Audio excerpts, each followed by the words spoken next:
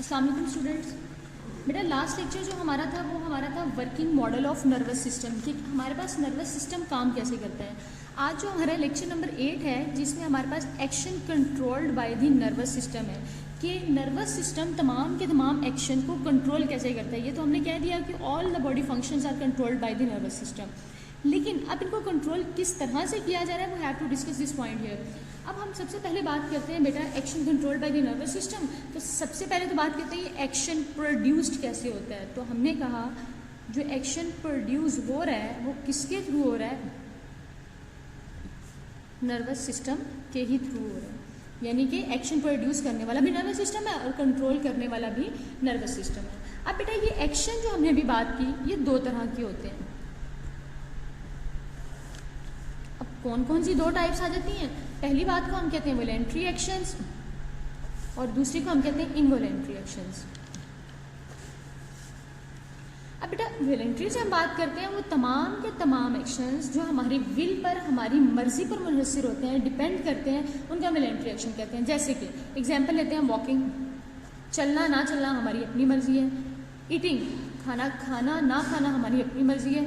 Studying, पढ़ना ना पढ़ना हमारी अपनी मर्जी पर है। यानी कि वो तमाम के तमाम काम जिनको हम खुद कंट्रोल कर सकते हैं, जो हमारे इख्तियार में होते हैं, उनको हम क्या कहते हैं, वॉलेंट्री एक्शंस कहते हैं। इनवॉलेंट्री एक्शंस हमारे पास होते हैं तमाम के तमाम जो not under our will, not under our will, यानी कि जिन पर हमारा कोई भी किसी किस्म का इख्तियार नहीं होता। अब जिस तरह से एक एग्जांपल हम ले लेते हैं फूड डाइजेशन। खाना एक बार बैक टू माउथ चला गया तो आप नहीं कह सकते कि वो खाना डाइजेस्ट ना हो।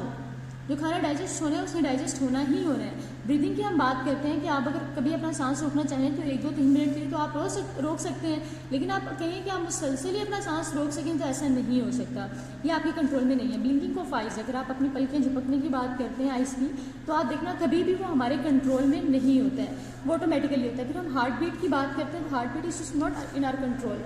तो वो ये सारे के सारे, अभी मैंने यहाँ बात की थी ईटिंग की, इसे एक मिसाल लेते हैं कि देखिए भूख का लगना ना लगना हमारे इख्तियार में नहीं है, लेकिन भूख लगने के बाद खाना खाना या ना खाना वो हमारे इख्तियार में है। तो ये बेसिक एग्जांपल है इनवॉलेंट्री एक्शन की। तो जो भूख लग रही है या नहीं लग रही है इनवॉलेंट्री एक्शन है, उसका हम कुछ नहीं कर सकते, लेकिन उसके बाद हम अगर खाना खाते हैं या नहीं खाते हैं वो हमारे अपने इख्तियार में होते हैं, वो हमारे पास वॉलेंट्री एक्शंस होते हैं। तो इस तरह से बेटा हमारे पास जो ह्यूमन ऑर्गन सिस्टम के अंदर नर्वस सिस्टम एक्शंस को कंट्रोल करता है वो इन दो प्रोसीजर्स के थ्रू करता है। अब अगर हम बुक से अपने थॉरली देखते हैं तो यहाँ से देखिए हमारे पास सबसे पहले आ जाता है actions controlled by the nervous system.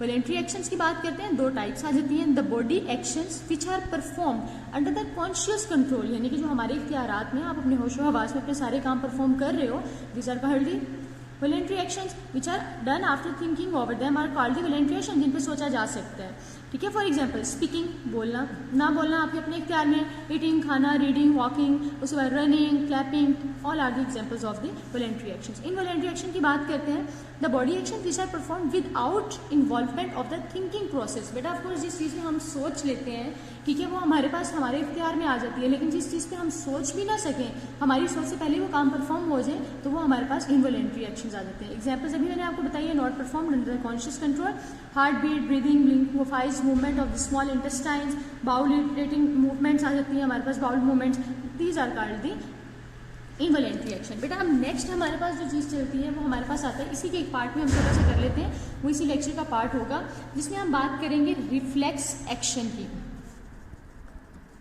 अब ये रिफ्लेक्स एक्शन क्या होता है, सबसे पहले बेटा ये तो देख लें कि कोई ना कोई एक्शन परफॉर्म हो रहा है, कोई ना कोई काम यहाँ हो रहा है। अब ये रिफ्लेक्सेस क्या होते हैं, इनको हमने देखना है। तो ये मेरा कहना है कि मैंने आपको लास्ट लेक्चर में बता दिया तो आपको इतना मुश्किल नहीं होगा। एक डेफिनेशन से एक छोटी सी चीज़ से हम देख लेते हैं, an immediate response to stimulus.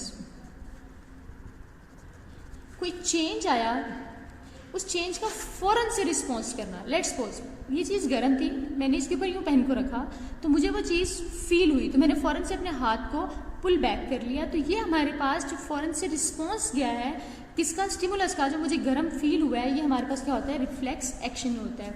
अब दूसरी टर्म आती है बेटा हमारे पास रिफ्लेक्स आर्क क्या होता है।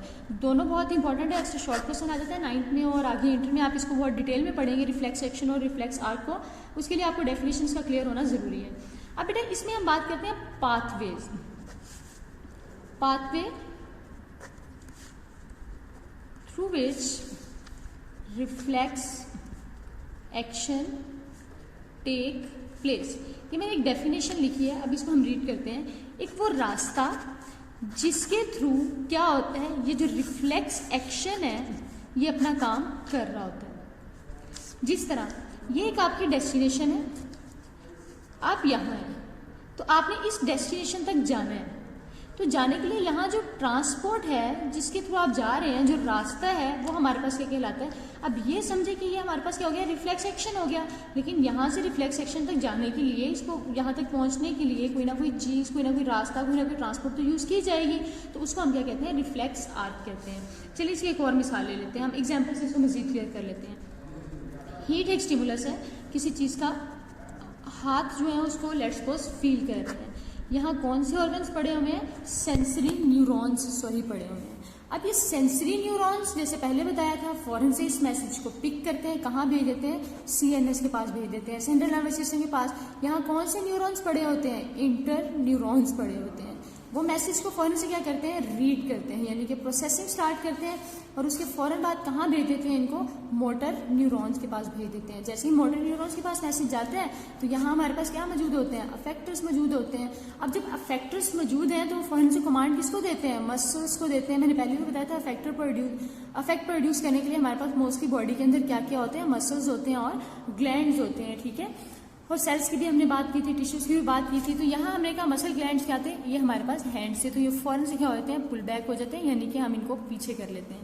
रिपीट कर दूं पूरे का पूरा लेक्चर आपको कि बेटा हमारे पास एक्शन कंट्रोल कौन कर रहा था, पहले एक्शन प्रोड्यूस कर रहे थे हमारे पास नर्वस सिस्टम ने प्रोड्यूस करने के बाद एक्शन को दो तरह से डिवाइड कर दिया, वॉलेंट्री एक्शंस, इनवॉलेंट्री एक्शंस। वो तमाम एक्शन जो हमारे इख्तियार में होते हैं, हमारी अपनी मर्जी पर मुनहसर होते हैं, वो हमारे पास क्या कहलाते हैं, voluntary actions. Involuntary actions which are not under the control, ठीक है, नॉट अंडर आवर कंट्रोल। तो वो हमारे पास कौन कौन से थे, जिस तरह यहाँ हमने कहा वॉकिंग, ईटिंग, उसके बाद स्टडिंग, ये सारे के सारे हमारे पास क्या थे, वॉलेंट्री के एग्जाम्पल्स थी। उसके बाद फूड डाइजेशन, ब्रीदिंग, उसके बाद हमारे पास blinking of eyes, heart beat, movement of small intestine and whatever, ये सारी हमारे पास क्या एग्जाम्पल्स थी इनवॉलेंट्री एक्शन की। फिर रिफ्लेक्स एक्शन की बात की तो हमने कहा स्टिमुलस को फौरन से जो रिस्पॉन्स दिया जाता है उस रिस्पॉन्स को हम क्या कहते हैं, रिफ्लेक्स एक्शन कहते हैं। अब इस रिफ्लेक्स एक्शन तक को परफॉर्म करवाने के लिए जो रास्ता, जो पाथवे, जो प्रोसीजर अडॉप्ट किया जाता है उसको हम क्या कहते हैं, रिफ्लेक्स आर्क कहते हैं। यानी कि वो pathway through which reflex action take place अपना काम करता है, वो रिफ्लेक्स आर्क कहलाता है। तो इन दोनों टर्म्स के बगैर काम, तो वो रिफ्लेक्स आर्क है हमारे पास। अब इसकी एग्जांपल मैंने आपको कह दिया था, हाथों पर किसी गर्म चीज़ का फील होना, वो हमारे पास स्टिमुलस है, सेंसरी न्यूरॉन्स पिक करते हैं, सेंट्रल नर्वस सिस्टम के पास भेजते हैं, वहाँ इंटर न्यूरॉन्स इस मैसेज को रीड करते हैं, प्रोसेसिंग स्टार्ट करते हैं, मोटर न्यूरॉन्स के पास भेजते हैं, मोटर न्यूरॉन्स यहाँ क्या करते हैं, अफेक्ट करवाते हैं। अफेक्ट करवाने के लिए मसल्स, ग्लैंड, टिश्यूज और सेल्स होते हैं, वो क्या करते हैं, फौरन से हाथ को कमांड देते हैं कि पीछे कर लिया जाए। हम बुक से अपने स्टडी देख लेते हैं इसकी। रिफ्लेक्स एक्शन की बात करते हैं, and immediate and involuntary response to stimulus, यानी कि हमने ये नहीं देखना कि हमने करना है नहीं करना, ऑटोमेटिकली हो जाता है। जैसे कि अभी मैं आपको मिसाल दूं कि आप रोड के दरमियान में खड़े हुए हैं, गाड़ी आगे से आती है तो अचानक बॉडी आपकी ऑटोमेटिकली फौरन से पीछे होगी। अब आपको उसमें सोचना नहीं पड़ेगा कि मैंने पीछे होना है नहीं होना, तो वो ऑफकोर्स आपके कंट्रोल में नहीं है, वो एक इनवॉलेंट्री रिस्पॉन्स है। तो यहाँ भी कह रहे हैं कि जो हमारे पास फौरन से इनवॉलेंट्री रिस्पॉन्स जाता है स्टिमुलस को, किसी भी चेंज को, वो क्या कहलाता है, रिफ्लेक्स एक्शन कहलाता है। अब इसमें हमने कहा quick pulling of the hand just after touching the hard objects is a common example of the reflex action. किसी भी गर्म चीज को हाथ लगाते हुए फौरन से हाथ का पीछे हो जाना एक ऑटोमेटिकली आपका रिफ्लेक्स एक्शन है, एक क्विक रिस्पॉन्स है उस स्टिमुलस की तरफ, उस चेंज की तरफ जो आपकी बॉडी फील करती है। In this example of the reflex action जो आपके आगे दी हुई है, हम इसको मजीद देख लेते हैं। Temperature of the hot object is stimulus. गर्म चीज क्या है, स्टिमुलस है। रिसीव्ड कौन कर रहे हैं, रिसेप्टर्स। रिसेप्टर्स कहाँ पड़े हुए हैं, स्किन के ऊपर। Nerve impulses is created in the sensory neurons. उसके बाद क्या होता है, सेंसरी न्यूरॉन्स कहाँ मौजूद होते हैं, स्किन के ऊपर। मैसेज कौन लेके जाता है, सेंसरी न्यूरॉन से स्पाइनल कॉर्ड तक। फिर वहाँ क्या होते हैं, इंटर न्यूरॉन्स होते हैं, वो क्या करते हैं, मैसेज को रीड करते हैं, कहाँ भेज देते हैं, मोटर न्यूरॉन्स के पास। मोटर न्यूरॉन्स क्या करती हैं, मैसेज को फौरन से कहाँ भेज देती हैं, अफेक्टर्स के पास, यानी कि मसल्स और ग्लैंड्स के पास। फिर आर्म मसल्स क्या होते हैं, फौरन से कॉन्ट्रैक्ट होते हैं, और उसके बाद हमारे पास क्या होता है, हैंड को घुमाई जाती है और हाथ फौरन से पुल बैक हो जाता है। The pathway of the nerve impulses which complete our reflex section is called reflex arc. ये जो सारे का सारा काम जिस प्रोसेस के थ्रू हुआ है, जिसमें सेंसरी मोटर न्यूरॉन्स एक से दूसरी जगह ट्रांसमिट हो रही हैं, वो पाथवे क्या कहलाता है, रिफ्लेक्स आर्क कहलाता है। इसमें भी रिसेप्टर्स होते हैं, सेंसरी न्यूरॉन्स होते हैं, इंटर न्यूरॉन्स होते हैं, मोटर न्यूरॉन्स होते हैं और अफेक्टर्स होते हैं।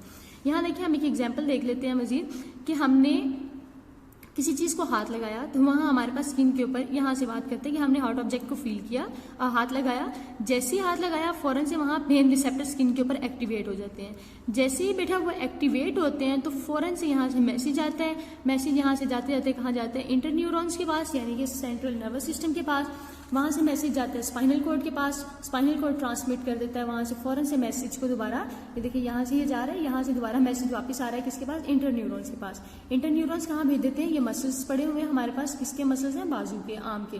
तो यहाँ अफेक्टर्स होते हैं, अफेक्टर क्या करते हैं, फौरन से यहाँ से दोबारा सेंसरी न्यूरॉन्स को एक्टिव करते हैं और डायरेक्शन जो नर्व इंपल्सेस थे वो मूव कर देते हैं किसकी तरफ, दोबारा से अफेक्टर्स की तरफ, और अफेक्टर उधर उस चीज को फील करवाते हैं। Thank you so much.